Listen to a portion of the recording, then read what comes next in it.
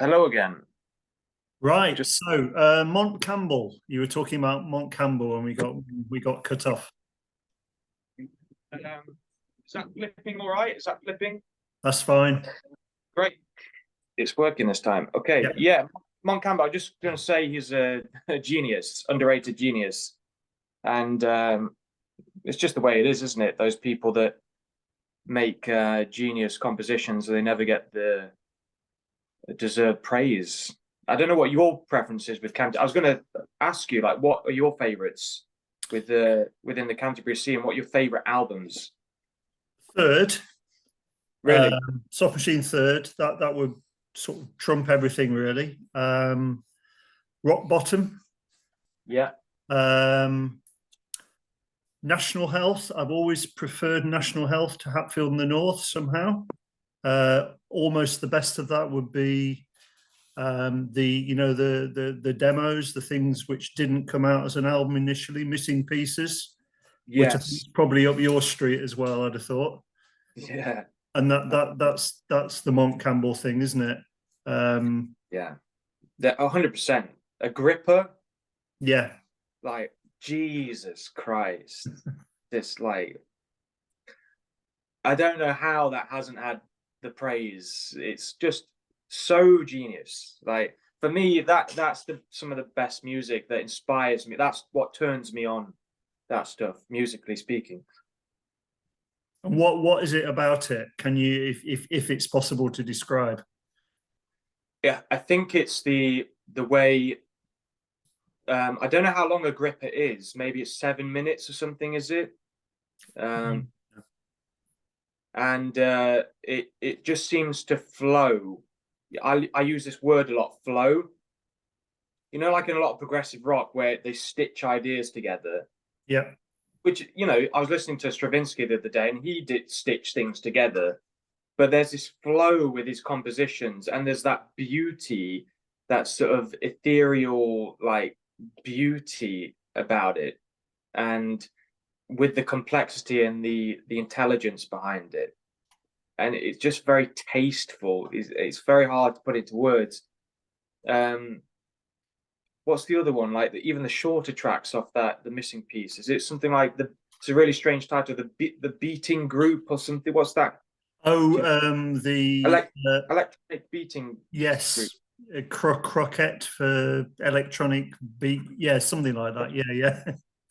Again, I like that sort of stuff that you can tell Stravinsky is his main inspiration, and there's crossover with some of the stuff with Zappa, with bits on Uncle Meat. It sounds like it's the same composer. There's something about that element, Stravinsky in a rock format, that really turns me on. That's the best way I can describe it. Yeah. It's quite introverted. Maybe it's a reflection on who I am. Yeah, introverted. Maybe, yeah. I mean, I don't know. It's just like unusual time signatures and melodies. Yeah. Any other particular composers that do it for you within this genre, or players come to that? Within the Canterbury scene, or Yeah, generally within yeah, the Canterbury scene. I mean, again, I like the National Health stuff, but Egg, of course. Any other within the Canterbury scene? Not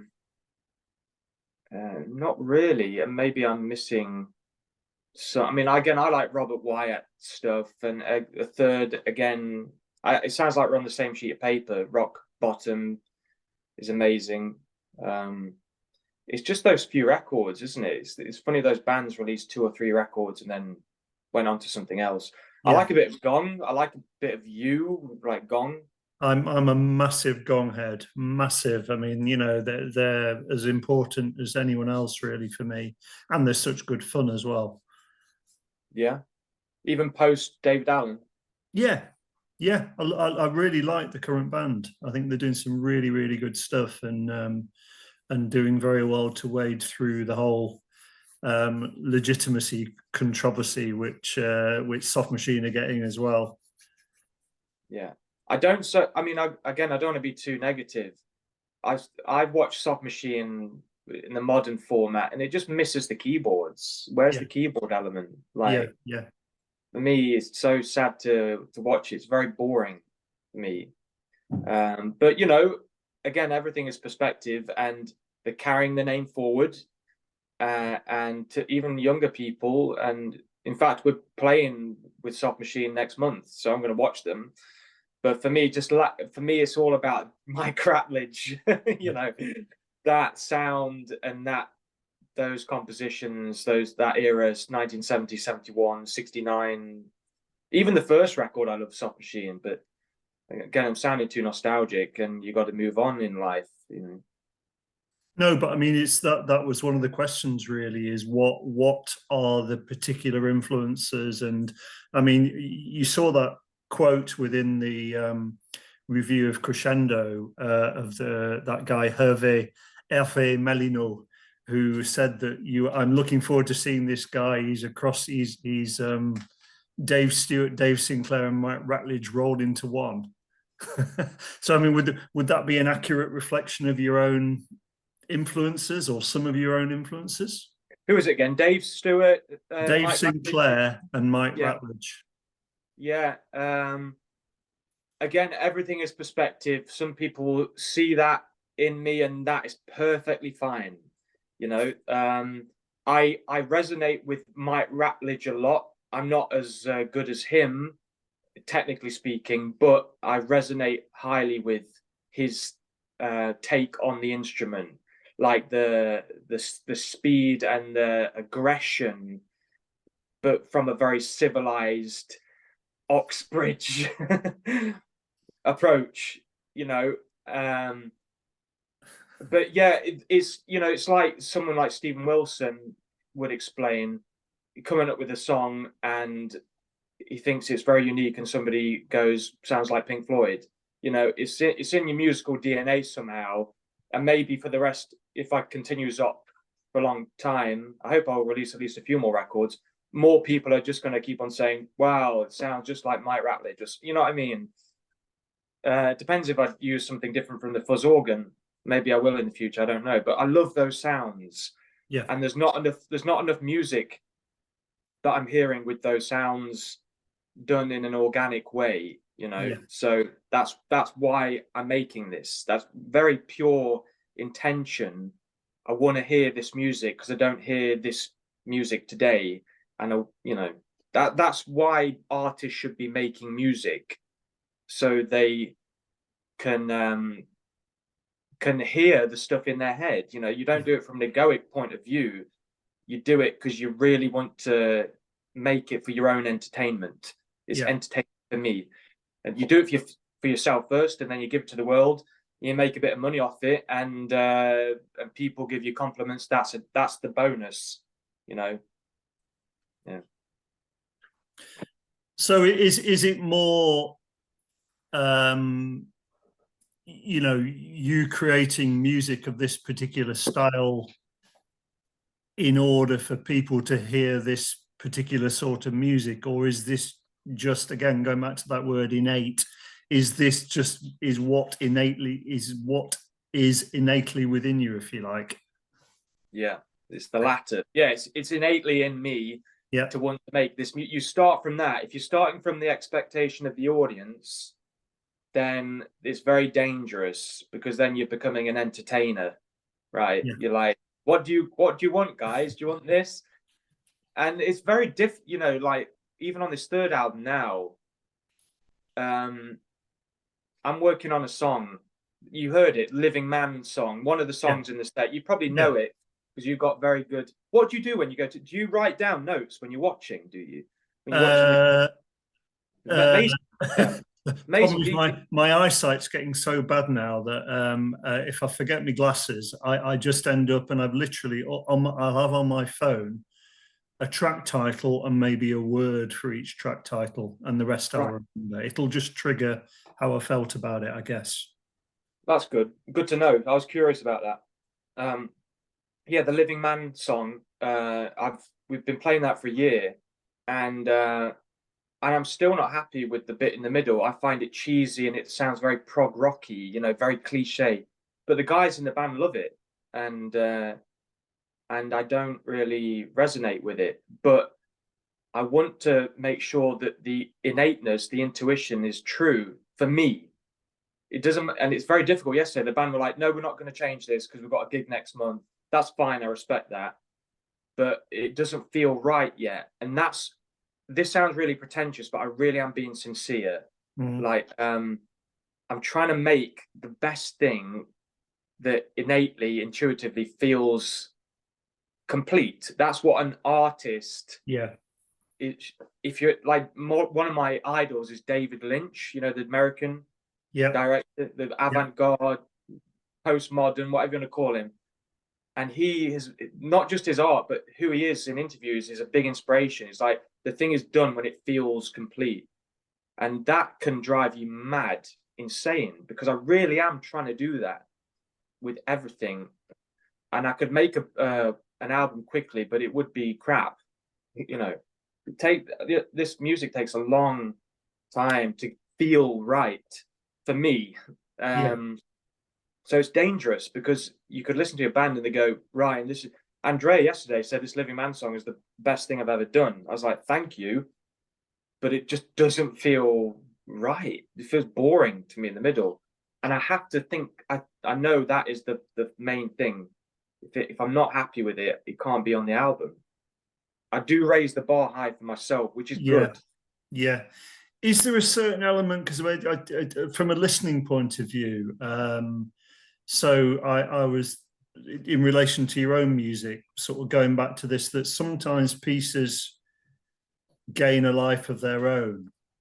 So, you know, they become, I mean, so for example, just as an example, as a listener, Toxicity.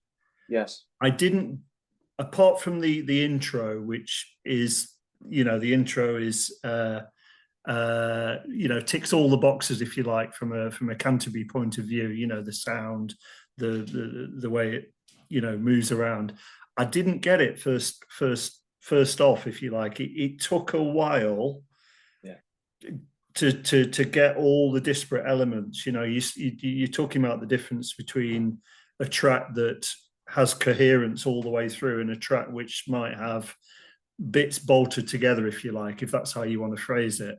But then after a while, you get so into it that you forget about the fact that you initially thought about that. So, you know, maybe one just moves on. Maybe one just captures that moment in time and accepts it for what it is, and it then has a life of its own, and it's what people want. Because I noticed that around me, my children and George, that was the track they got off the most.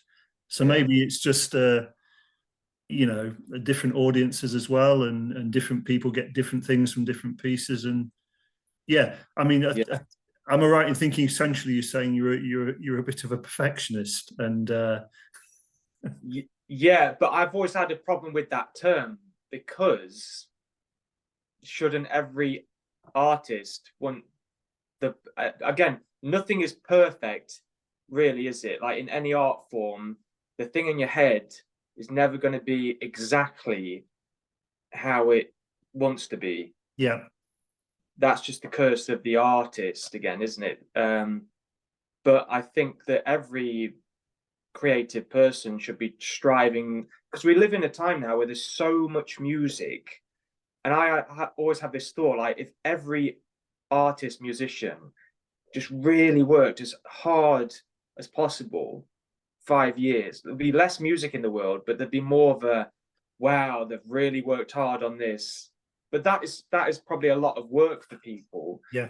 And it, you know, and I get the fact that if you're a creative person, part of the joy is enjoying the doing, getting it out there and moving on to the next thing. You know, and that's healthy, really, isn't it? It's healthier to be a non-perfectionist in that sense. Have fun. Sorry, yeah, I mean, there's people I spoke to in or have spoken to in the process of putting the Hugh Hopper biography research together. For example, Didier Malherbe and John Marshall, and you ask them about a moment in, you ask them about particular things, and as far as they're concerned, it's a moment in time, and it's happened, and you move on. And what's the point analyzing it almost, because that was the manifestation of where they were at that particular moment. So I don't listen to it anymore. That was then. I never listened to my records. Yeah, I've always had an issue with people that, even like someone like Frank Zappa, I've done the record and I don't listen to it again. Well, why did you make it then? No, I don't understand that. I do understand how you can go off your music, because as you grow as a person, even me doing Dominion a year ago, I can't listen to that now because there's so many faults in it. But when I made it, Yeah, I was listening to that for months. Like, this is my favorite album at the moment. That sounds arrogant to some people, but it's not. Because yeah. the reason why I make it, as I've said, is because I make it for my own entertainment. So in relation to Dominion, then, because obviously you're performing quite a bit of this live. Yeah. So are you talking about? Because I mean, there are slight tweaks, aren't there, particularly on you, and then on the track that develops into the improvisation that I can't pronounce. Yeah. Is this you seeing that now? This is how I wanted it to be. Yeah, that's a good point. As a band, I wanted more improvisation. So on You, there is more solos in the Yep. middle. There's just room with that boom, boom, that bass line in the middle. Yeah. Yeah. So that was just, probably that idea came early when we had a band together, the Zopp band, when it got together, and then I think actually I think Tom, is it Penguin or Peregrine? Penguin. I say Penguin. Penguin. I don't know if that's. Pentagon. Sorry, I forgot. I always thought it's Paraguay. Think Penguin with an A in it. Yeah, that's right. Yeah, lovely guy, by the way. Brilliant, amazing. Yeah, I'm glad you could meet at Crescendo. Yeah, yeah, yeah. But I think he mentioned because he saw the clip at Danfest, and he said, "Oh, it'd be good if there was a break in the middle of this." And I thought, yeah, you're right, actually. So then I think this is how it happened, or he coincidentally mentioned it, but I'll give credit to Tom anyway. And then I thought, oh yeah, let's do a break. So now there's a break in the middle with Ashley where he does it in. I told him to play in 7/8. So dun, dun, dun, dun. So the riff is in 7/4. Dun, dun, dun, dun, dun. And I told him to play in 7/8. Dun, dun, dun, dun, dun, dun, dun, dun, dun, dun. So that's like a break in the middle of the song, Yeah, which I've incorporated into the. So yeah, things happen organically, I suppose, or ideas. yeah, That's the great thing about the band format, and that has helped me to write for the third album in a healthy sense, because you hear the songs, the new songs in the live format, and you hear what works and what doesn't work, and that, I think that's very healthy again, and it helps the understanding from a different perspective. yeah. So you mentioned again in France, you mentioned a third album and a fourth album. So Yeah, can you tell us a bit more about those? yeah. Third album, trying to write that. There's three songs I really like from it. There's one that we played for the encore right at the end, Yeah, and I really like that song. I think that's going to be called Intuition Made It. I told you, different, again, the intuition thing again is powerful, and that I think is it's like a bit poppy, but got proggy bits in and complicated bits. So that's an 8-minute song. There's another song called Bizarro. The album's going to be called Bizarro. The third one is going to be called Bizarro. okay. But there's a really good instrumental song which gives me goosebumps, actually, listening to the demo in the car, and I know I'm onto something when I get the goosebumps. Yeah, So that's the Canterbury people will love that, because it sounds like a Soft Machine, but it's got the Zopp take on it, yeah, yeah. And there's a song my dad wrote when I was a kid that he said sounds like Greenslade, but it's never sounded like. It sounds like some Zappa thing, a bit like a Hot Rats. simple but very melodic. So I've reinterpreted that in my own way, and that'll be on the record. And then there's the Living Man song, which I'm still trying to perfect. Yep. And then there's just other little pieces now, which I'm working on every day to try and finish. And then we're hopefully going to record the drums. If I complete 2 more tracks that I'm happy with, then it's about done. I don't want 4 tracks on an album. It looks wrong unless you're doing a soft machine 20-minute per side thing, which I don't really want to do. No. I don't want to be waffling too much on songs, so I really want to get to the point. And yeah, so it's nearly there. The 4th one is the Zomm. It's called Zomm, and we recorded the drums for that 2 years ago now, and that's the stuff I wrote before Zopp in 2015, 2016, 2017. So this was a band that I had, and it broke up, but I wrote a lot of music for it.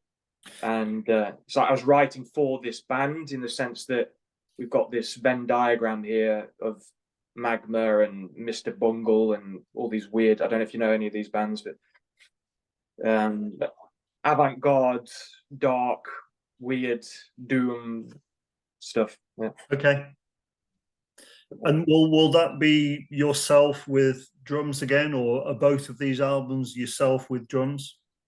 Yeah, it's probably going to be all me again with Andrea on the drums.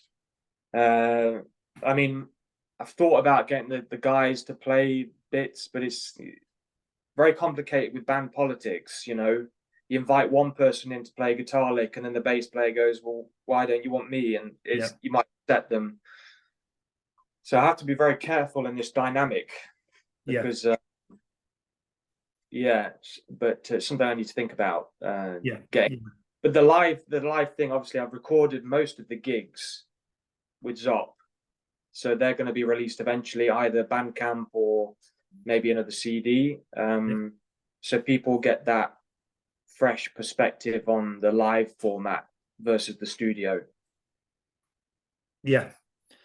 Is the Danfest one? Was that on your own label? Is that to somebody else? The Danfest? Spanish label. They just set this guy called Javier. Is that with a J? Javier. Yeah, Javier. Sorry, my Spanish is crap. Javier. That's probably right. Yeah. And is it A-Marks, or do you know that label? Yeah. Tom's on it. Yeah. So Javier, he is friends with the guy that runs A-Marks. So there's some sort of distribution deal or something like that with them. So he contacted me basically. He's a listener of Zopp and just gave me an offer. I keep the digital side. I send you 50. He's going to send me 50 copies, and I do a special edition and this type of thing. And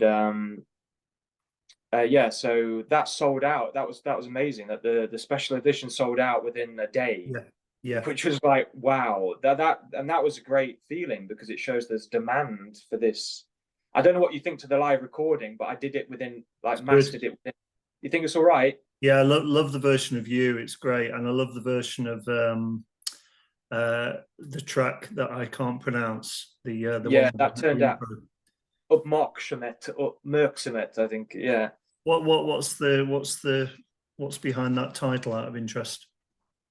I've always had a affinity with Scandinavia for some reason. I've been there many times. I like a lot of the prog music there too, like the Dungen and Anekdoten and some of this. And it just means attention in Swedish, paying attention. And just wanted a song that had that title, and it was sort of a bit of a link with the first album with the Salamra thing. Yeah. I thought I'd continue that. And yeah, I like that on the Danfest recording. We did a really nice version of that. And then I basically split it into 2 with this perspective track. Yeah. Because it just looked too short, and it worked to just split it in the middle. Yeah. But yeah, I like those 2 a lot. And we do that a lot. People say that's one of the highlights of the show, the jam in the middle. Yeah. So carried on doing that. And you mentioned, I think, when we were talking France about you working possibly with with another band and improvising that would do sort of bring you forward in terms of improvising. Was that right? Yeah, I've joined a band. It's called the Nottingham. It's a bit of a naff name, really. Nottingham Soul and Jazz Collective. Okay. Very marketable name though, and yeah, it's more like we turn up every few weeks and we just get together, and the songs are very jazz in the sense that you got a theme at the start, and then it's free for all in the middle. Everybody's jamming, and then we return to the theme at the end. That's sort of the loose format, and that'll be a good experience for me to develop as a musician, I think, Yeah. to do that. Is this on 'Cause keyboards? yeah, I'm on keyboards. Yeah. I mean, I'd love to play something else than keyboards because I think I'm a better bass player or even better guitarist than a keyboard player. But I'm happy to play keyboards, yeah. And then I'm producing a pop album for a friend too. It's a project called Somalgia, but it's not my project. It's my friend's project, and I basically, with this second Somalgia album, I've written most of it, because basically I just had the work ethic and he didn't have time to do it. So that's a different. There's no Canterbury on that. It's just very modern pop music, but it's good quality stuff. So I've nearly finished that too. That's it. So, I mean, sort of going back to the Canterbury thing, but sort of deviating away from it again. So obviously, there's certainly an influence there, and that's what's sort of coming out. But your audience is obviously much wider than that. It's a much wider prog audience, I presume. You're getting plaudits in magazines and online and so on. Yeah. Is the Canterbury tag like a millstone in any way in terms of it?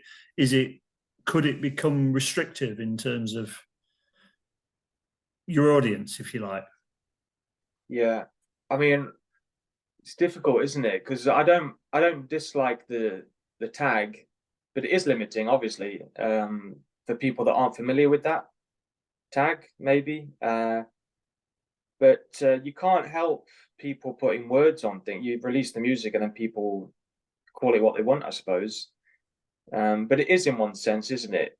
Because like when you mentioned with toxicity, certain elements not gelling with you, it's because that bit came from something else, not Canterbury. You know what I mean?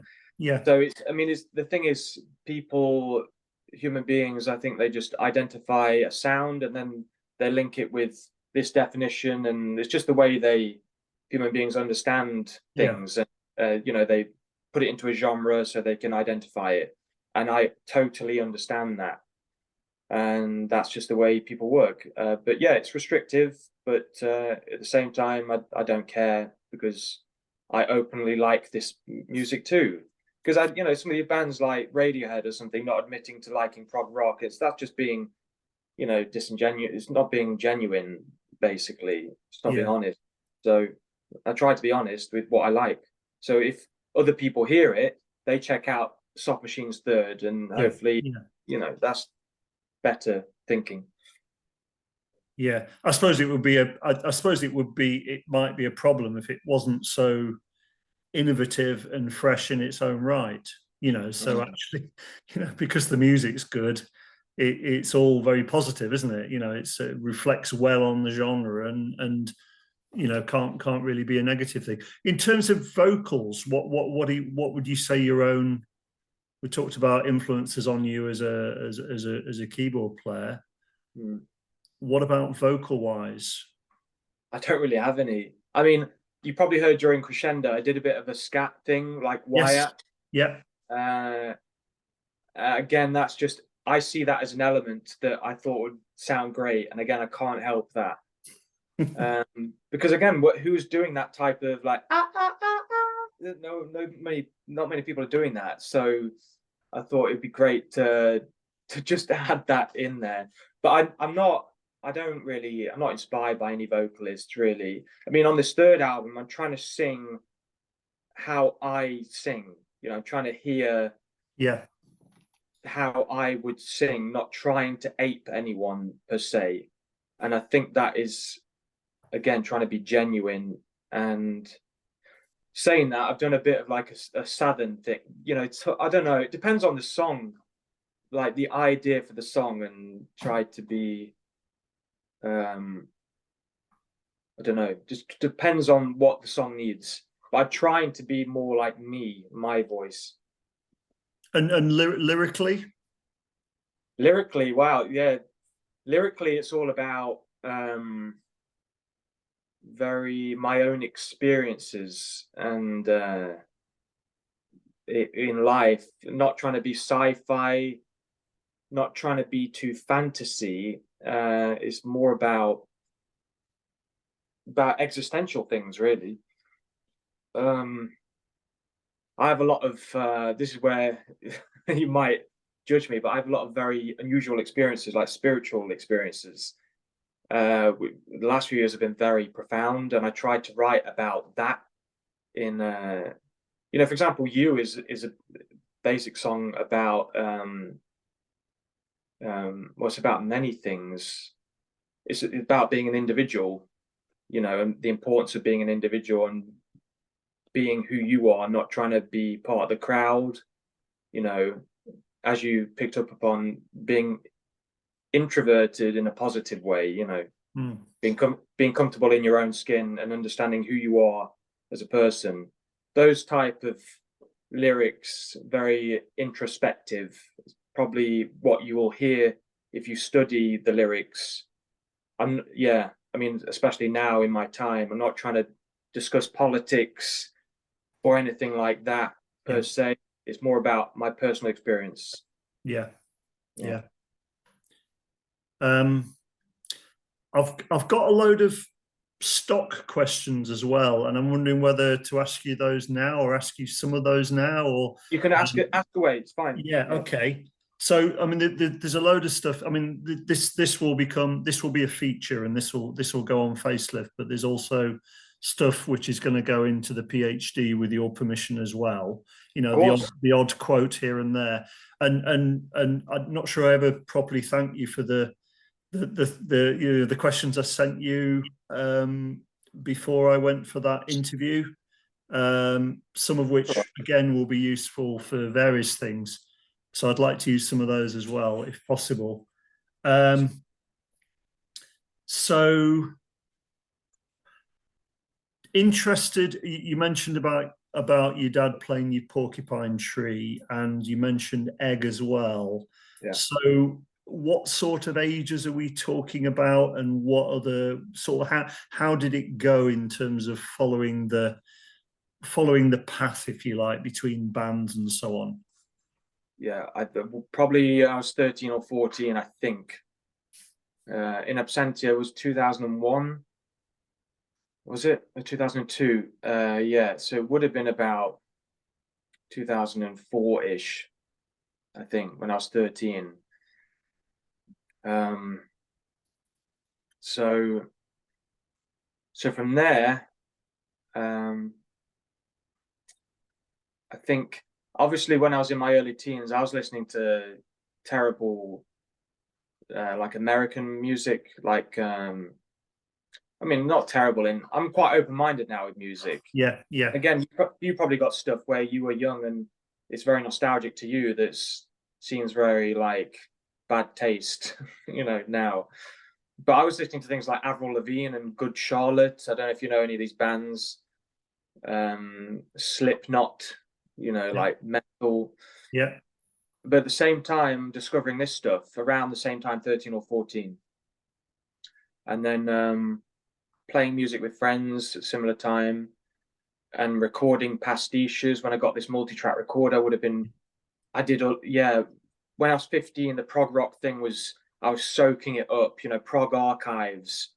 I was just there like, what's Captain Beefheart, you know? And I remember doing a pastiche of Trout Mask Replica, you know, recording you know, weird stuff in my bedroom, having a whale of a time, you know. Yeah. Such a beautiful time in my life, you know, Yeah. really. It's like a toddler that plays with a plastic wrapper, and that they're just engrossed in something that might seem banal. Yeah. Yeah. It's like that. The novelty of the experience is so beautiful. So yeah, I would have been. Is that answering your question? Sort of. Yes. No. Please Yeah. carry on. Yeah. Yeah. This is good. Yeah. Right. Okay. Yeah. Trying to get into my head as a 15-year-old. And as I've probably alluded to, wanting to make records. Again, this is something I've watched interviews with Steven Wilson. He's a similar, again, not comparing myself to, I'm not being arrogant here. It's an archetype, I think. It's an archetype of wanting somebody that's not necessarily interested in learning the instrument per se. It's more about, how do I make an album? And I remember even at school, like thinking of album titles in my head, and track sequences, imaginary things. That's the archetype of who I am. It's like, just want to make the album. Not being like a producer is probably the best word Yeah. to describe, if I'm going to be honest. So I've always had that, maybe from 15, 14, 16, that age, very powerful. And then with the Zopp stuff, I wrote a lot of that in 2010. And between 2010 and 2014, 15, between the age of 19 and 25-ish. And then I just parked it to one side for a while. Excuse me. And then basically I fell out with this band. I'd played in bands for a bit. And then there was a moment when I was 27, I was working in marketing, like pretty decent job. And then I thought, fuck this, I just really want to make this album. So that's when I got Andrea on board, and I really committed to making the album, you know. And since then there's been a lot of learning, you know, when you're making an album. Yeah. There's so much learning from, even when Andrea got in the room, and the dynamic between me and him, and playing the songs through the PA speaker, the demos, and the song is too fast. We've got to, you know, slow it down. Again, it shows that working with people gives you that fresh perspective. Yeah. Yeah. So that's, you know, despite being an introverted, I work in the studio. It shows, like, if you want things to happen, you need people in your life. Yeah. Yeah. It's nice in that sense. So yeah, you know, you could say, oh, I should have done this album 10 years ago, but life doesn't work like that, does it? You know, you sprout, or you grow at certain periods, and you need to go through the shit to grow. Yeah.